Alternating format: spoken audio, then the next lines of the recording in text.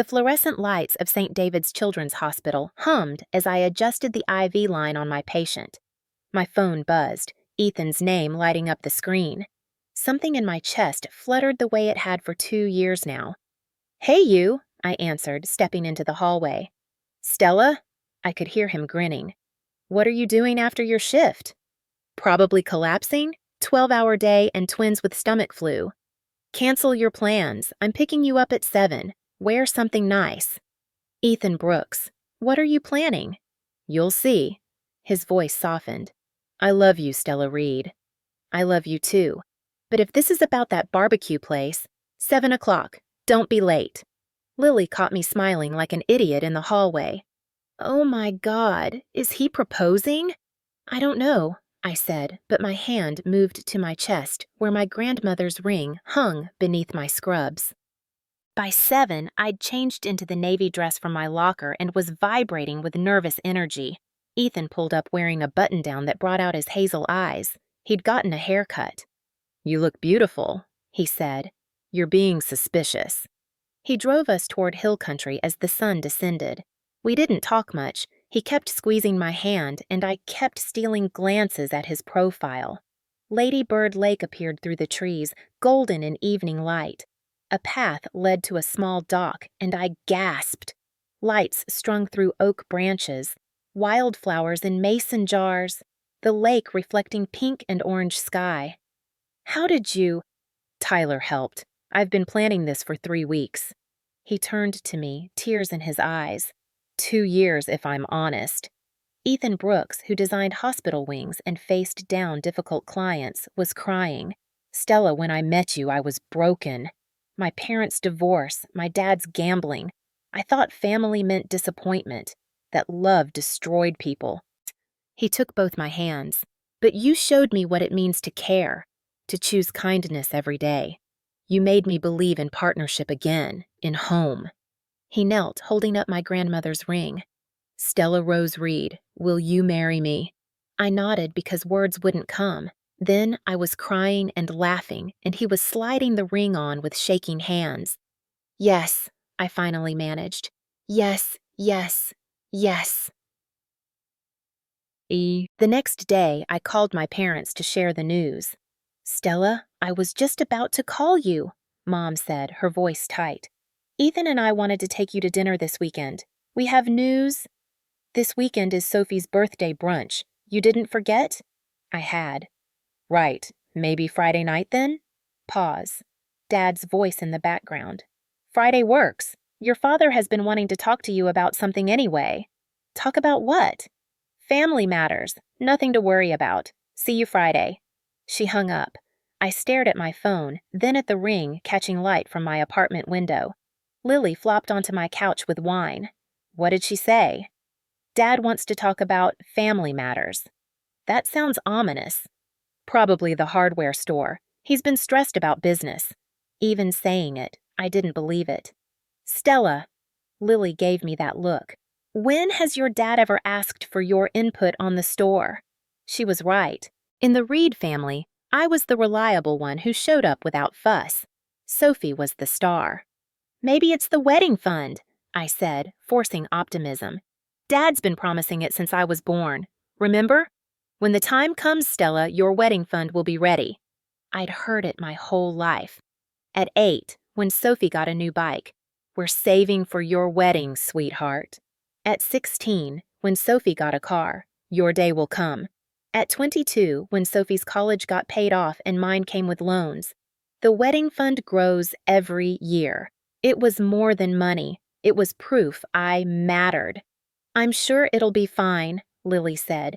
"You're getting married. Happy news." But lying in bed that night, Ethan's arm around me, I couldn't shake the feeling that when my parents said family matters, it meant something would be asked of me. Why? Friday arrived with legendary Austin heat. Sophie's white Mercedes sat in the driveway. She hadn't mentioned she'd be here. Mom opened the door, pulling me into a Chanel No. 5 hug. Her hair was freshly highlighted. For casual family dinner? Dad hovered in the doorway, uncomfortable, sweat at his temples despite air conditioning. Sophie emerged from the kitchen, phone in hand, designer jeans and silk top. Hey, sis. Congrats on whatever the announcement is. How did you? Small family, word gets around. She went back to scrolling. Dinner was tense. Dad checked his watch. Mom chattered about book club. Sophie documented her plate for Instagram. Ethan's hand found mine under the table. After Mom cleared the plates, I took a breath. So, we wanted to tell you. Actually, Dad interrupted, setting his napkin down with deliberate care. Before you share your news, I need to discuss something. The room went still. Even Sophie looked up. It's about your wedding fund. My heart skipped. Okay. We need to talk about reallocating it. The word hung in the air like a bad smell. I'm sorry, what? Mom jumped in, overly bright. Honey, you've always been so practical, so level-headed. Sophie's always needed more support. What does that have to do with my wedding fund? Dad cleared his throat. Sophie's getting married too, to a wonderful young man from a prominent Austin family, the Harrisons, real estate, very successful. I looked at Sophie. You're engaged? Since when? 3 weeks, she said breezily. Blake proposed at the Driscoll. Very romantic. 3 weeks. She'd known this Blake person for 3 weeks. Congratulations, I managed. Thanks. Blake's family is contributing, but it's going to be big. 4 seasons big, and Dad's business has been slow, so we're giving your fund to Sophie, Dad finished. The words hit like a physical blow. Ethan's hand tightened around mine. Your what? It's still family money, Mom said quickly. You don't need a big wedding. You and Ethan are stable. Sophie, this is once in a lifetime for her. The Harrisons are well connected, Dad added. Blake's father owns commercial real estate across Texas. This marriage could open doors. The hardware store could use those connections. I stared at him. My father, who'd promised me for 27 years. How much? Stella, Mom started. How much was in my fund? Dad shifted. $45,000. 45,000. 27 years of promises. My entire life, now paying for my sister's wedding to someone she'd known 3 weeks. And you're giving all of it to Sophie. It's repurposing for family. You should be happy for your sister instead of being selfish. Selfish. The word that followed me whenever I wanted something for myself. Selfish for asking why Sophie got bigger parties. Selfish for being upset when they forgot my graduation. Selfish. Always selfish. For expecting to matter as much as their golden child. Ethan's chair scraped back as he stood. Let me get this straight. His voice was low, controlled anger. You promised Stella this money since birth, told her repeatedly for 27 years you were saving for her wedding. Now, 3 weeks after her sister gets engaged, you're giving it away without asking? It's our money, Dad said defensively. It stopped being just yours the moment you promised it for 3 decades, Ethan shot back. You gave her expectations, made it part of her planning, and now you're pulling the rug out because Sophie needs a 4 seasons wedding? We were going to tell you eventually, Mom said weakly. Eventually? I found my voice, shaking. I came here to tell you I'm engaged, to share happy news, and you couldn't even let me have that moment before choosing Sophie over me. Again. That's not fair. Not fair. I stood, tears burning. Try being the responsible daughter your whole life, doing everything right, watching your sister get everything while you're told to wait, and then when your turn finally comes, my voice cracked. You give it away. When were you going to tell me? I continued. Before or after I started planning? Were you going to let me make deposits I couldn't afford? Pick venues I couldn't pay for? Silence was my answer. You weren't going to tell me until I asked, I breathed. You were going to let me figure it out. We didn't want to ruin your happiness, Mom said. Sophie had put her phone down, staring at her hands uncomfortably.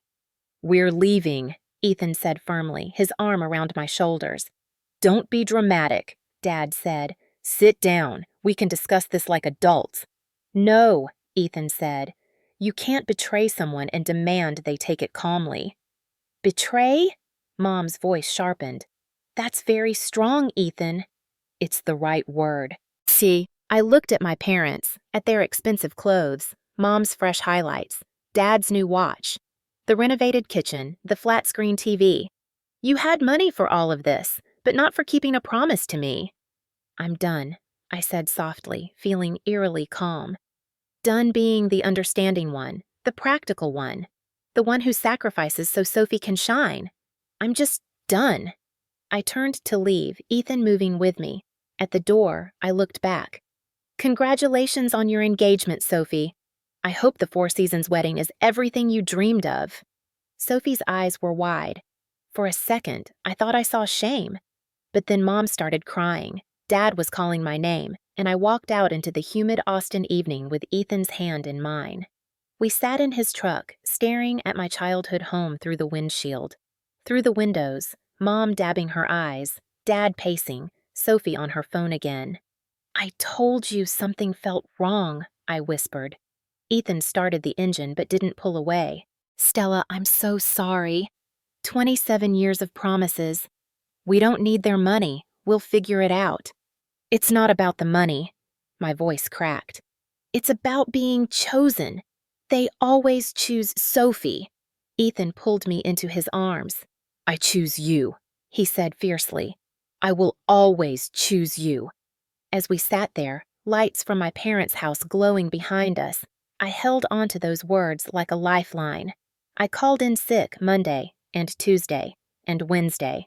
Dr. Patterson, my mentor at the hospital, sent a text on Thursday. Take the time you need. We've got your patients covered. I couldn't tell him the truth, that I wasn't sick with flu or food poisoning, but with the kind of grief that comes from realizing your parents never saw you as anything more than the backup plan. The spare daughter, the one who existed to make the golden child look better. Ethan worked from home those first 3 days, his laptop set up at my tiny kitchen table while I rotated between my bed and the couch. He brought me water I didn't drink and food I couldn't eat. He didn't try to fix it or tell me it would be okay. He just stayed. On Wednesday afternoon, my phone buzzed with a text from Mom. You embarrassed us in front of Sophie. This is her special time. You owe her an apology. I stared at the screen until the words blurred. Another text, this time from Dad. We were trying to help the family. Don't be dramatic. Call your mother back. Then Sophie. Thanks for making dinner awkward. Grow up, Stella. Not everything is about you. You want me to respond? Ethan asked quietly from the kitchen table. No. I turned my phone face down. I don't want to give them anything else.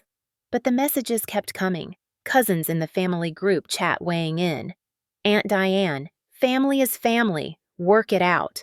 Uncle Robert, your father has always provided for you girls. Show some gratitude. Only one person reached out with something different. Thursday evening, a video call request came from a number I didn't recognize. I almost declined, but something made me answer. A woman's face filled the screen. Older, maybe late 40s, with sharp blue eyes and graying auburn hair pulled back. She looked like my father, but softer somehow, kinder. Stella? It's your Aunt Rachel, Carl's sister. I sat up straighter. Aunt Rachel. The estranged sister Dad never talked about, who'd stopped coming to family gatherings when I was a teenager. Hi, I managed. I heard what happened. Her voice was gentle, but direct. Monica called me yesterday, crying about how you ruined Sophie's engagement celebration. I wanted to hear your side. Something in my chest loosened.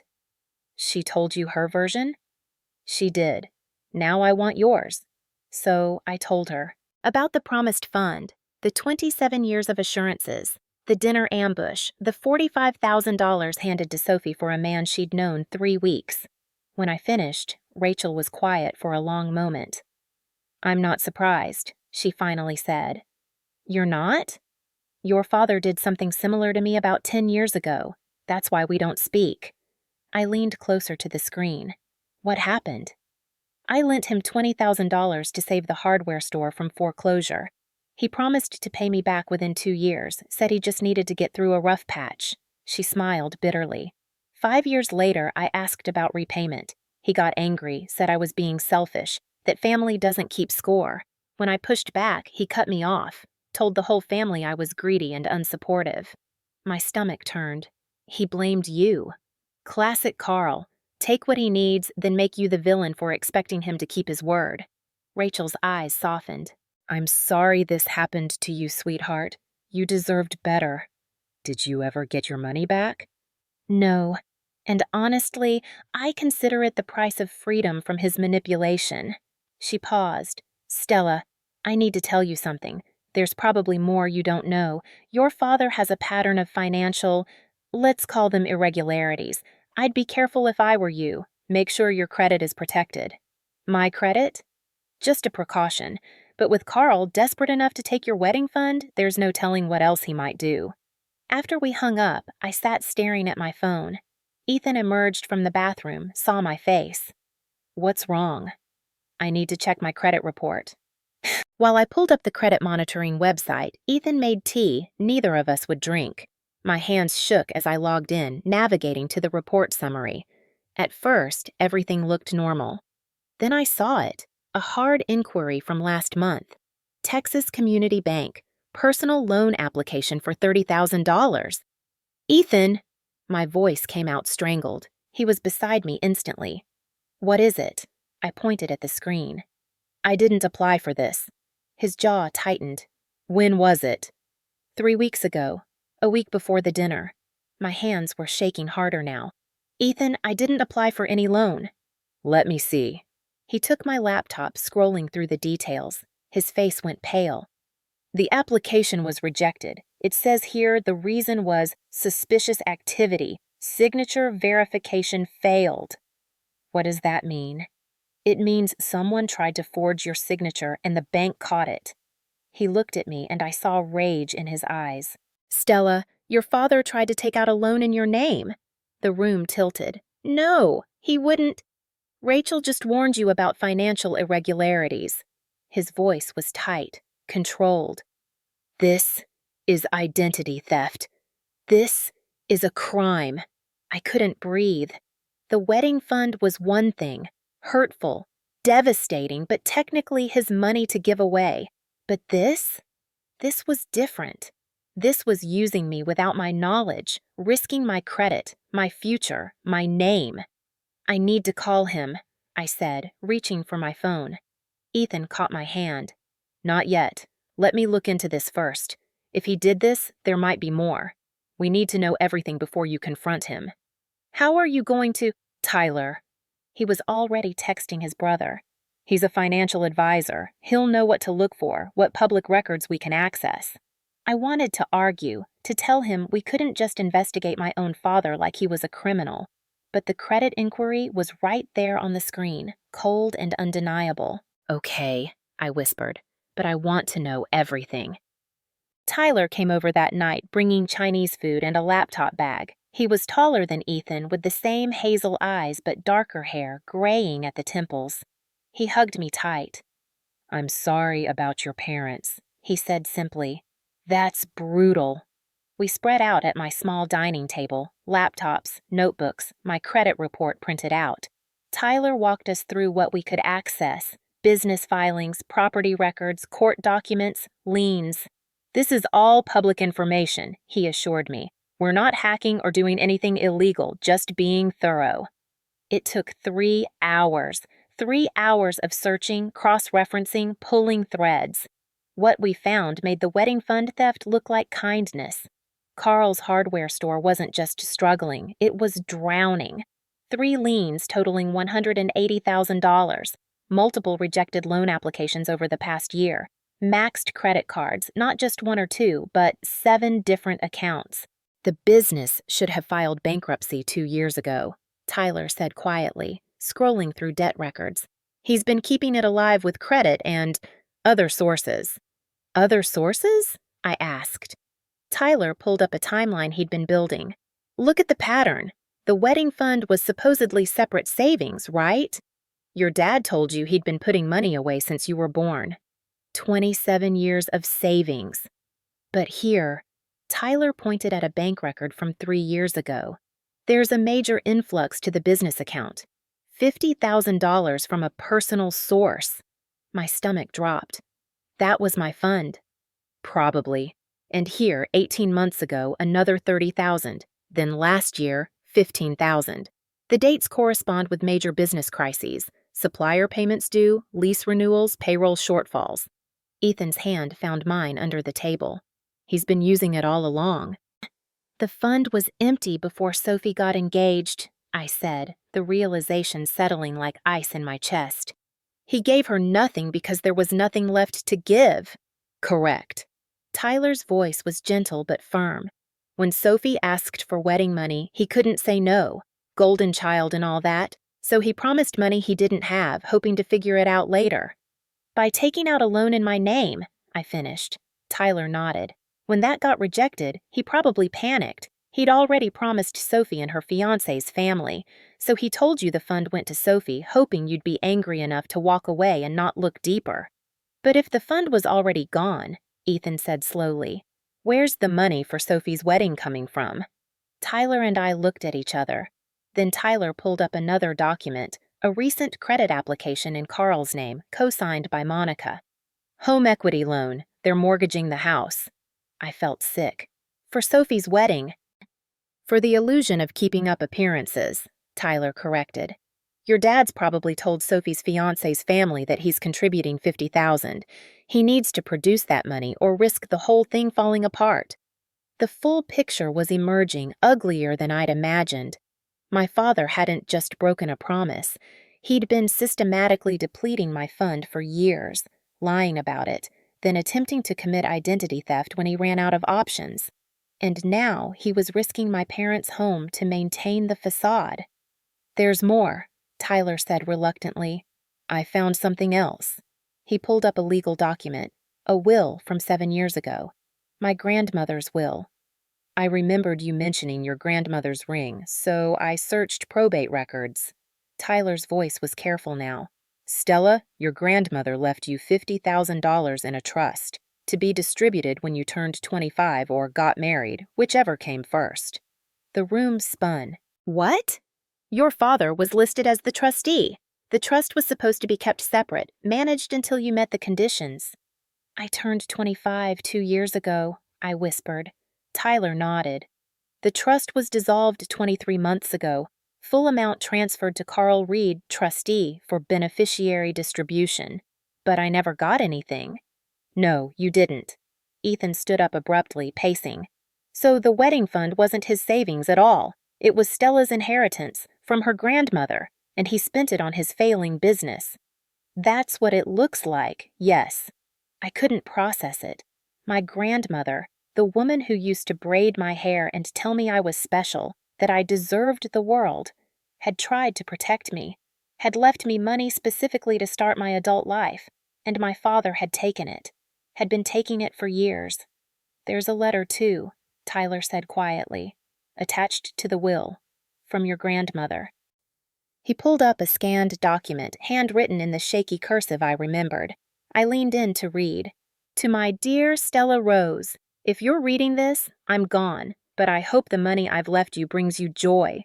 I've watched your father favor Sophie your whole life, and while I love both my granddaughters equally, I worry about you. You deserve to be chosen, sweetheart. You deserve to be first. I've named your father as trustee because he's my son, and I have to trust him, but I'm leaving this letter as a reminder. This money is for Stella, not for the business, not for family emergencies, not for anyone else. Promise me you'll use it for something that makes you happy. All my love, Grandma Rose. I was crying before I finished reading. Ethan pulled me into his arms, and I sobbed into his chest while Tyler quietly packed up his laptop. I'll print everything out, Tyler said. You'll want hard copies. Thank you, Ethan said for both of us. After Tyler left, I sat on the couch, wrapped in a blanket, feeling hollowed out. Ethan sat beside me, his arm around my shoulders. She knew, I said. My grandmother knew he'd do something like this. That's why she left the letter. And he did it anyway. What kind of person steals from their own daughter, uses their dead mother's gift to save a failing business? My voice broke. What kind of person am I to him? Someone he's taken for granted your whole life. Ethan said quietly. Someone he assumed would always be there, always understand, always sacrifice. I can't just let this go. No, he agreed. You can't. I looked at him. What do I do? We document everything. We protect you legally, and then, he paused, then you decide what kind of relationship you can have with people who would do this to you. My phone buzzed. Another text from Mom. Sophie's engagement party is next Saturday. You'd better be there. Family comes first. I showed Ethan the message. He read it and shook his head. Family comes first, I repeated bitterly. Just not me. I've never been family. I've been the bank. You're done being their bank, Ethan said firmly. We're going to make sure of that. That night, I lay in bed thinking about my grandmother's letter. You deserve to be chosen. For 27 years, I'd waited to be chosen by my parents, to be seen as equal to Sophie, worthy of the same love and investment. But maybe the real choice wasn't whether they chose me. Maybe it was whether I chose myself. I returned to work the following Monday. Dr. Patterson pulled me aside during morning rounds. You okay, Stella? Getting there, I said, checking a patient chart to avoid his eyes. You know my door's always open, for anything. I nodded, throat tight. Dr. Patterson had been more of a father figure in 5 years than Carl had been in 27. The irony wasn't lost on me. The work helped. Sick children didn't care about family drama. They just wanted someone to make them feel better, to explain things in ways they could understand, to be present. Being a pediatric nurse had taught me that sometimes showing up was the most important thing you could do. If only my own father had learned that lesson. By Wednesday, the family harassment had escalated. My phone buzzed constantly. Texts, calls, voicemails. Mom crying about how I was tearing the family apart. Dad insisting I was making a bigger deal out of this than necessary. Cousins I hadn't spoken to in years suddenly had opinions about my attitude problem. But it was Sophie's messages that cut deepest. You've always been jealous of me. This just proves it. Blake's family thinks we're trash now because of you. I hope you're happy ruining the happiest time of my life. I blocked her number, then Mom's, then Dad's. Ethan had helped me set up a new email address and changed my social media to private. It felt like being under siege in my own life. They're spiraling, Lily said over lunch in the hospital cafeteria. My cousin who works at the Four Seasons? She said there's been some drama with the Reed Harrison wedding. I set down my sandwich. What kind of drama? Venue deposit bounced. They're threatening to cancel the reservation. Something cold settled in my stomach. When was this? Yesterday, apparently. The event coordinator called your parents multiple times. Lily stirred her soup. There's more. My cousin who dated a guy at Westlake Realty, she asked around about Blake Harrison. And his family estate is a mortgaged 3-bedroom in Cedar Park. His real estate portfolio is an entry-level agent position where he's closed maybe 2 deals all year. And that engagement ring? Financed. He's behind on payments. I sat back, processing. Blake wasn't wealthy. The Harrisons weren't some prominent Austin family with connections. It was all performance, smoke and mirrors. Sophie has no idea, does she? If she does, she's in deep denial. Lily hesitated. Stella, I wasn't sure if I should tell you, but people are talking about your family's financial situation. The hardware store closing, the debt, all of it. My face burned. Great. So now everyone knows my father's a failure who steals from his daughters. I didn't mean... No, it's fine. Let them talk. I stood up, grabbing my tray. At least people will know the truth. But as I walked back to the pediatric ward, I felt the weight of it all. The betrayal, the humiliation, the rage I'd been pushing down for 2 weeks. My family hadn't just hurt me privately. They'd made me part of their public unraveling. That evening, I was making dinner when my personal email chimed. The sender was listed as a friend with a Gmail address I didn't recognize. The subject line, "You deserve to know the truth." My finger hovered over delete. Could be spam. Could be a virus. Could be... I opened it.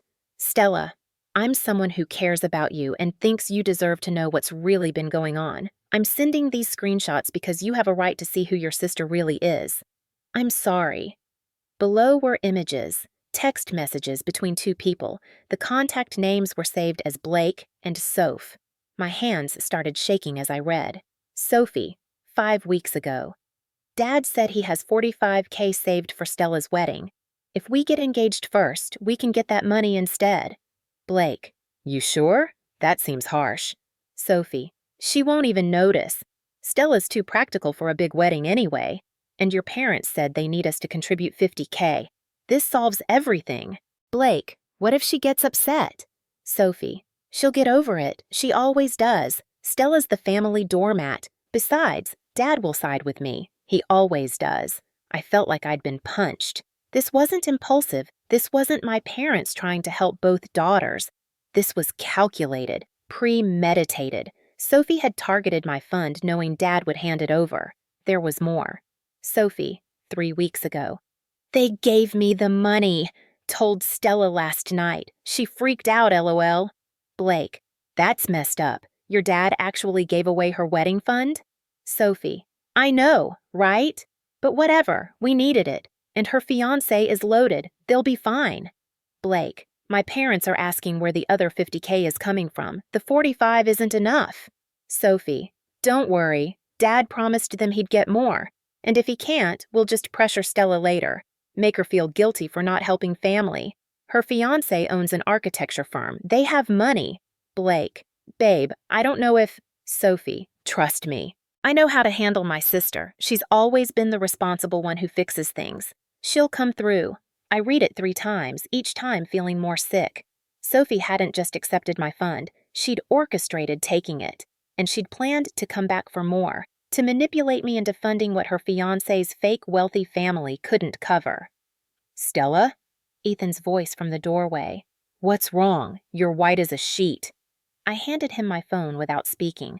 Watched his expression change as he read. Confusion, then disbelief, then pure fury. This can't be real. Why would someone fake it? Who sent this? I don't know. Someone who wanted me to know the truth. Ethan scrolled back up, reading again. She planned this. Your sister deliberately targeted your wedding fund 5 weeks ago, before she was even engaged. And planned to come back for more. My voice sounded distant. To manipulate me into giving them money because family. We need to find out who sent this. Verify it's real. It's real, I said flatly. It sounds exactly like Sophie, the casual cruelty, the confidence that I'll just roll over, that I'm the family doormat. Ethan pulled me into his arms, and I stood there rigid with shock. I'd spent 2 weeks mourning the parents who chose Sophie over me. But this was different. This was Sophie actively working to betray me, banking on my compliance, my guilt, my desperate need to be accepted by a family that saw me as an ATM. I need to show this to Tyler, Ethan said quietly. Add it to the file. The file? We're documenting everything, remember? For when you're ready to confront them. I pulled back to look at him. When I'm ready? Ethan, I'm ready now. I want to face them. All of them. Are you sure? We could wait until… No, no more waiting. My whole life has been waiting. Waiting to be seen. Waiting to be chosen. Waiting for my turn. My voice was rising, but I didn't care. They took my inheritance. They stole my grandmother's gift. They forged loan applications in my name, and my sister, my own sister, orchestrated the whole thing so she could have a fancy wedding to impress her fake wealthy fiancé. I'm done waiting. Ethan studied my face, then nodded slowly. Okay, then we do this your way, but we do it smart. We bring evidence, we have witnesses, and we make sure you're protected. Protected from what? From them making you the villain again. He squeezed my hand. They're good at that. We need to be better. The next morning, I was charting medications when security called up to the nurse's station. Stella Reed? You have a visitor in the lobby. Says it's urgent. Who is it? Monica Reed. Claims she's your mother. My stomach clenched. Tell her I'm working. I can't… She's pretty upset. Says she needs to see you. For what it's worth, she doesn't seem angry. She seems scared. I closed my eyes. Lily put her hand on my arm. Want me to go down with you? No, I need to do this alone. Mom was sitting in the hospital chapel of all places. Her hands were clasped in her lap, and she'd been crying. Mascara smudged, eyes red. She looked smaller somehow. Older. Stella. She stood when she saw me.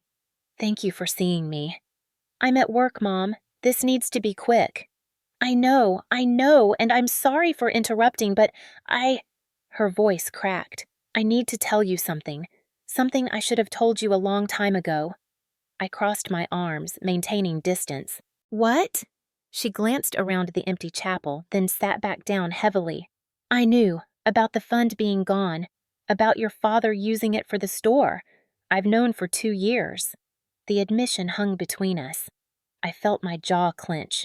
You knew, I repeated. I told myself it was to protect you, that if you found out gradually as you planned the wedding, it would hurt less than knowing all at once. But that wasn't really why. She looked up at me, tears streaming. I was a coward. I didn't want to face what your father had done, what we both had done by lying to you. You watched me plan, I said, my voice shaking. You watched me get engaged, talk about venues and dresses, and you said nothing. I know. You let Dad promise it to Sophie, knowing there was nothing to give her, knowing he'd have to tell me eventually. Sophie threatened us, Mom said quickly. She said if we didn't support her wedding to Blake, she'd cut us off. We'd never see her again. And your father's business was already failing, and Sophie's Instagram is the only thing that makes us feel like we're not complete failures. So you sacrificed me. The words came out flat. To keep Sophie happy, to keep Dad's ego intact, to maintain appearances. We thought you'd understand. You're always so practical, so understanding. I'm a person, Mom, not a emotional support animal for dysfunctional family dynamics. She flinched. You're right. You're absolutely right. That's why I'm here. To tell you the truth. All of it. What else? I was almost afraid to ask.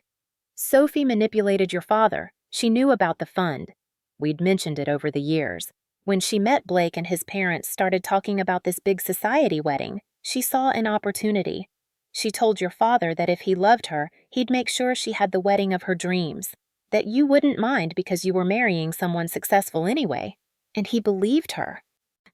He wanted to believe her, because believing her meant he didn't have to admit he'd already spent your money, that he'd betrayed you years ago. Mom wiped her eyes. When Sophie got engaged so fast, I questioned it. But your father said it was romantic, that young love should be celebrated. I think he just saw a way out.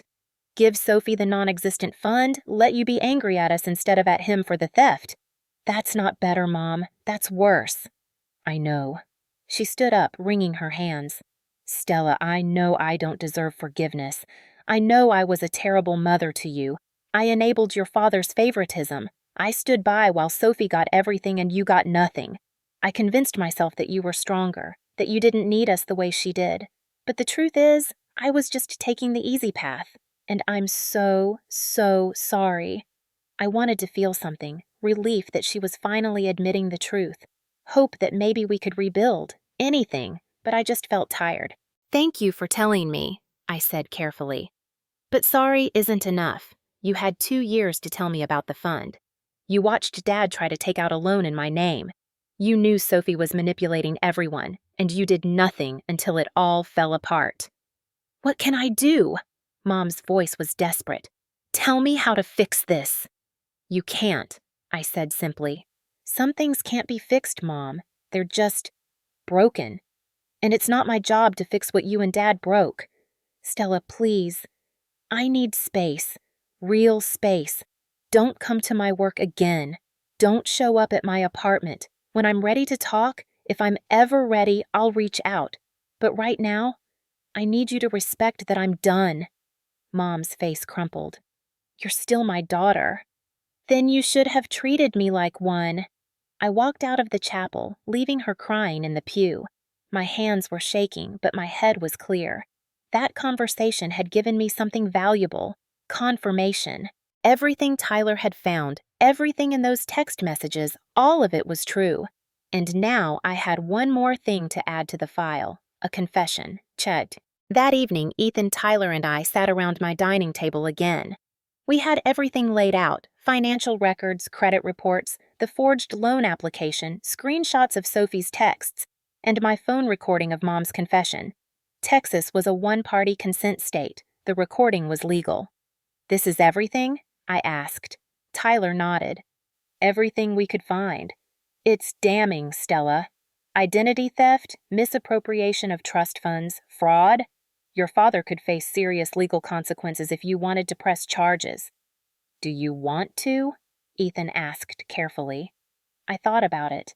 About Carl in handcuffs, my parents losing their home, Sophie's wedding imploding completely. Part of me wanted that, wanted them to hurt the way they'd hurt me. But another part, the part that had spent 27 years trying to be the good daughter, just wanted it to be over. "I want them to know I know," I said finally. "I want to face them with the truth. And then I want to walk away and build a life they can't touch." "When?" Ethan asked. I pulled out my phone, looked at the ignored messages, found the one from Mom about Sophie's engagement party. "Saturday," I said. "Sophie's engagement party. They want family there? They'll get family. But this time, family comes with receipts." Tyler started organizing the documents into a folder. "I'll be there as your witness, and to handle any legal questions that come up. Aunt Rachel, too," I added. "She deserves to see this." Ethan squeezed my hand. "You're sure you're ready?" I looked at my grandmother's ring on my finger, thought about her letter. "You deserve to be chosen, sweetheart." "I'm ready," I said. "It's time to choose myself."